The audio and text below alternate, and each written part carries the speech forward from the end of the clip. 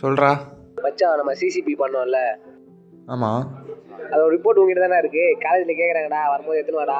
இது சிசிபி ரிப்போர்ட்டா? ஆமாண்டா, வேணும்டா. டேய், அது 3 மாதத்துக்கு முன்னாடி நம்மளை முடிச்சு விட்டுட்டு சப்மிட் பண்ணோம்டா. அதை நான் எங்கடா போய் தேடுறது? சரி வெய், நான் தேடி தொலைகிறேன்.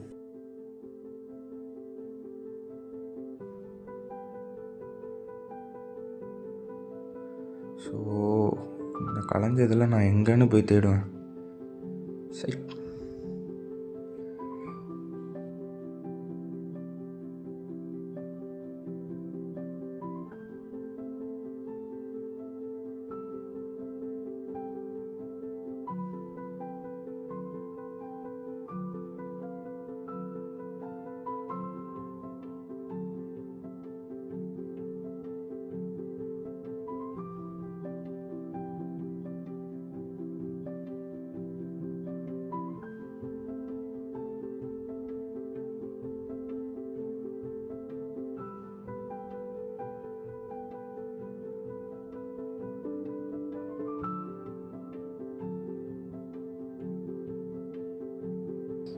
டைரி இது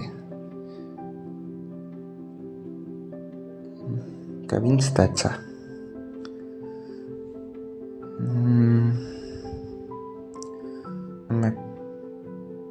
ஏய் இதானா? ஓபாடா, எவ்வளோ சீக்கிரமாக வச்சுச்சு.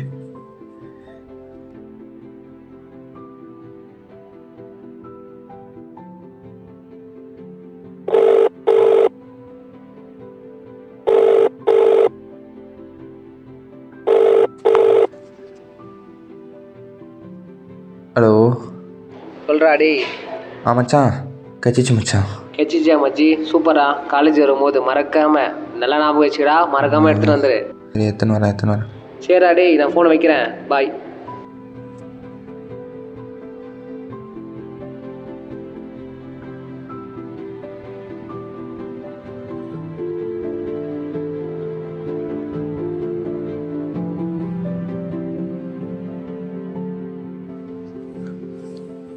கவின்ஸ் தாட்ஸ்.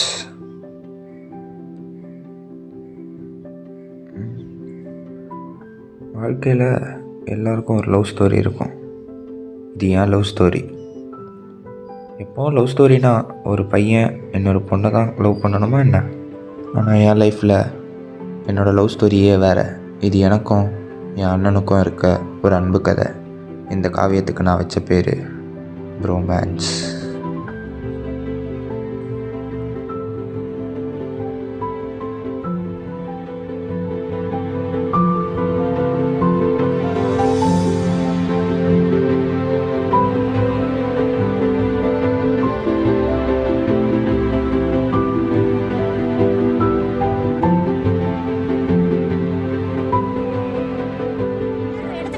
ஷாப்பிங் பண்றதுக்கு வந்திருக்கோம்.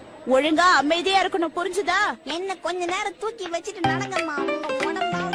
நான் என்றைக்கும் இல்லாமல் இன்றைக்கி ரொம்ப சந்தோஷமாக இருந்தேன். ஏன்னா இன்றைக்கி என்னோடய பிறந்த நாள். எல்லாம் எனக்கு விஷ் பண்ணாங்க. நான் எங்கள் அண்ணன் கிட்ட இருந்து தான் எதிர்பார்த்தேன். அதே மாதிரி அவனும் எனக்கு முதல்ல விஷ் பண்ணான். இன்றைக்கி நாளே எனக்கு ரொம்ப ஹாப்பியாக போச்சு.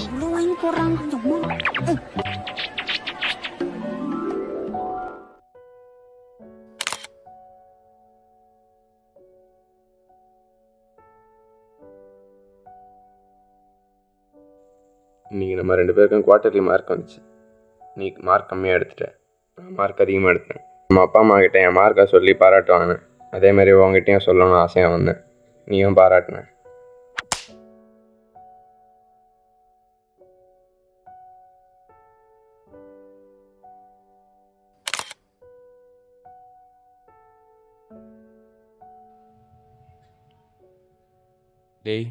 டேய் வாடா, கிரிக்கெட் விளாட போகலாம்.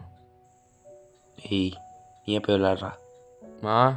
இவன் பாருமா விளாட வர மாட்டான் பாருமா. ஹெர்வின், அவன் விளையாட கூப்பிட்றான்ல, ஒழுங்கா போய் விளையாடு. போகிறோம்மா. வா போகலாம்.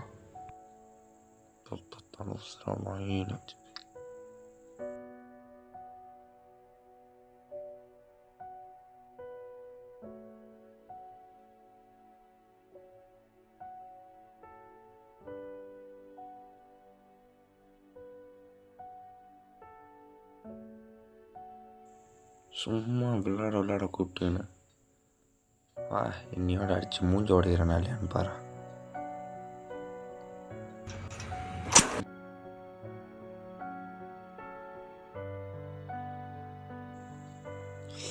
சரி, நான் கிரிக்கெட் விளாட்லான்னு கூப்பிடுவேன்.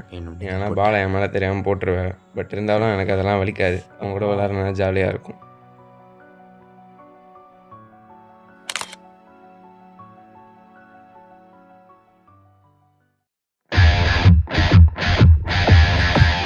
சரி, ஸ்டோக்கு சரியா?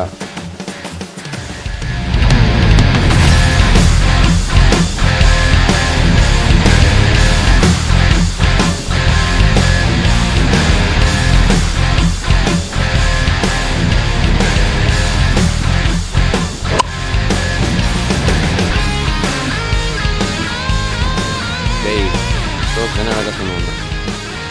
பட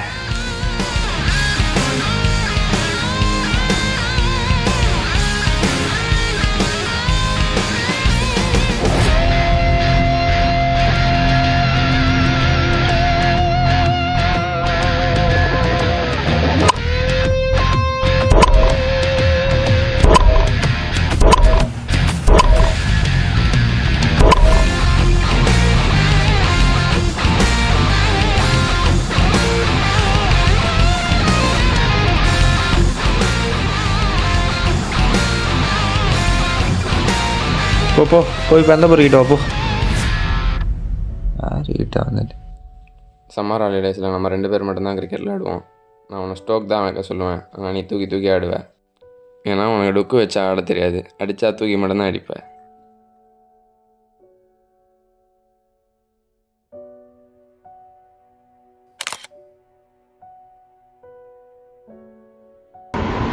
நான் எக்ஸாம் முடிச்சுட்டு ஸ்கூல்லேருந்து பஸ் ஸ்டாண்டுக்கு வந்தேன்.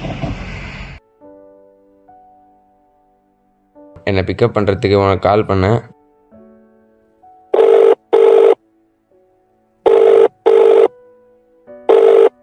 நீங்கள் அழைக்கும் நபர் ஏன்னா கால் அட்டன் பண்ணல.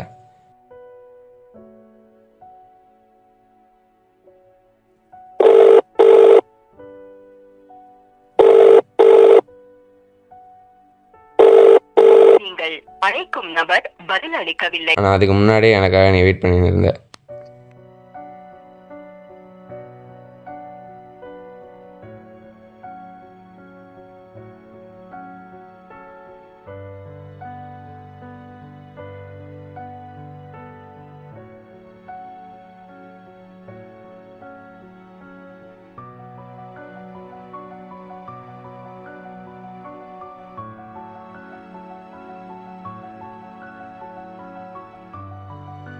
என்னடா நடந்தா வர? ஆமாம். என்கிட்ட சொல்லியிருந்தா நான் வண்டி எடுத்துகிட்டு வந்திருப்பேன்ல.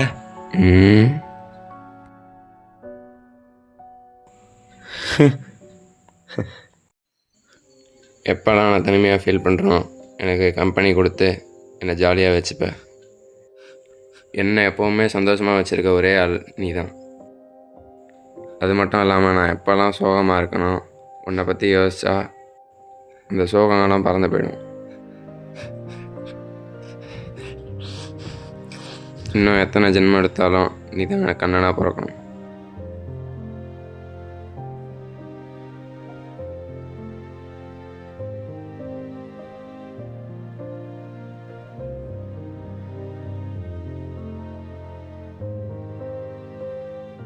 எனக்கு தான் உன்னை பிடிக்காதுன்னு தெரியும்ல.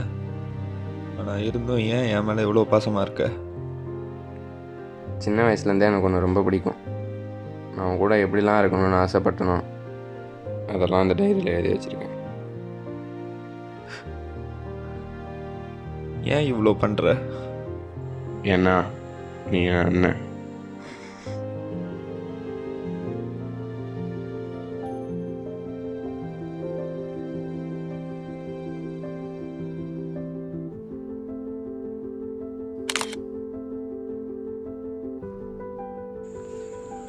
வாழ்க்கையில் அண்ணன் தம்பியாக பிறக்கிறதுலாம் வரும்.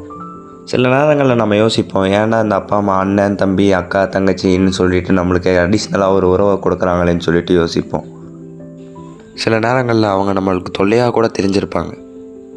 ஆனால் அது போக போக தான் தெரியும் அது தொல்லை இல்லை, அவங்க நம்மளோட இன்னொரு பாதி தான் தெரிய வரும்.